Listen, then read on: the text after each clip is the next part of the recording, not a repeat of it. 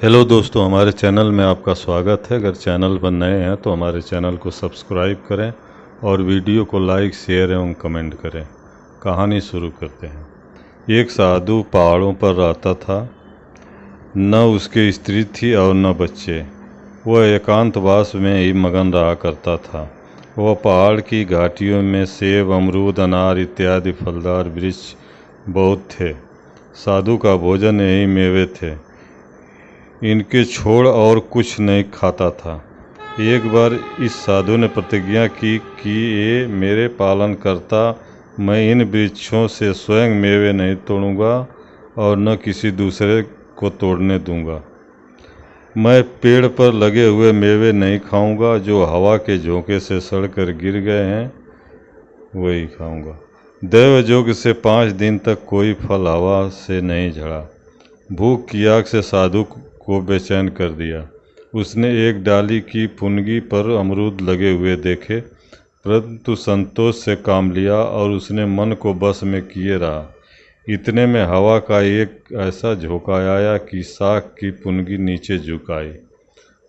अब तो उसका मन बस में नहीं रहा और भूख ने उसे प्रतिज्ञा तोड़ने के लिए विवश कर दिया।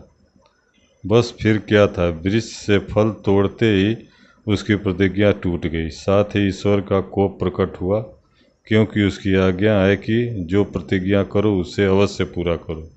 इसी पहाड़ में शायद पहले से ही चोरों का एक दल रहा करता था।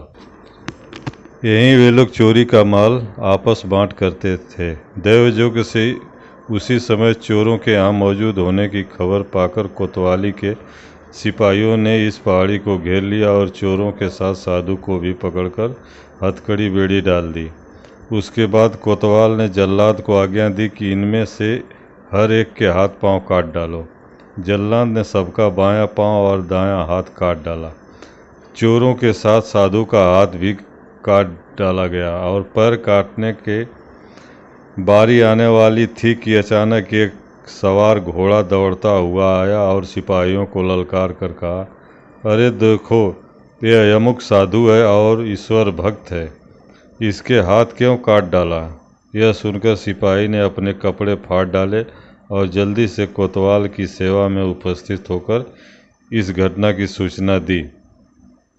कोतवाल यह सुन नंगे पांव माफ़ी मांगता हुआ हाजिर हुआ। बोला, महाराज, ईश्वर जानता है कि मुझे खबर नहीं थी। साधु बोला, मैं इस विपत्ति का कारण जानता हूँ और मुझे अपने पापों का ज्ञान है। मैंने बेईमानी से अपना मान घटाया और मेरी ही प्रतिज्ञा ने मुझे इसकी कचहरी में ढकेल दिया।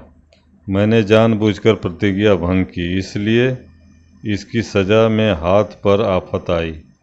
हमारा हाथ, हमारा पाँव, हमारा शरीर तथा प्राण मित्र की आज्ञा पर निछावर हो जाए तो बड़े सौभाग्य की बात है।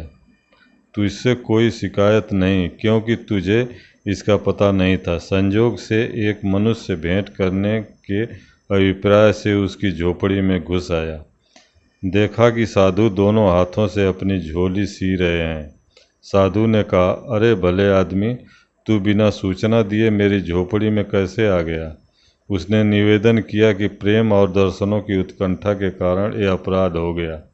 साधु ने कहा, अच्छा तू चला आ, लेकिन खबरदार, मेरे जीवन काल में यह भेद किसी से मत भड़काना।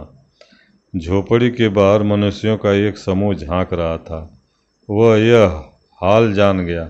साधु ने कहा, हे परमात्मा, तेरी माया तू ही जाने। मैं इस चमत्कार को छिपाता हूँ और तू प्रकट करता है। साधु ने आकाशवाणी सुनी कि अभी थोड़ी ही दिन में लोग तुझ पर अविश्वास करने लगते और तुझे कपटी और प्रपंची बताने लगते, कहते कि इसलिए ईश्वर ने इसकी यह दशा की है।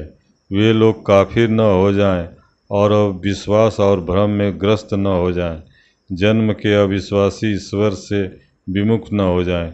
इसलिए हमने तेरा यह चमत्कार प्रकट कर दिया है कि आवश्यकता के समय हम तुझे हाथ प्रदान कर देते हैं। मैं तो इन करामातों से पहले भी तुझे अपनी सत्ता का अनुभव करा चुका हूँ। ये चमत्कार प्रकट करने की शक्ति जो तुझको प्रदान की है की गई है वह अन्य लोगों में विश्वास पैदा करने के लिए है, इसलिए इसे उजागर किया गया है।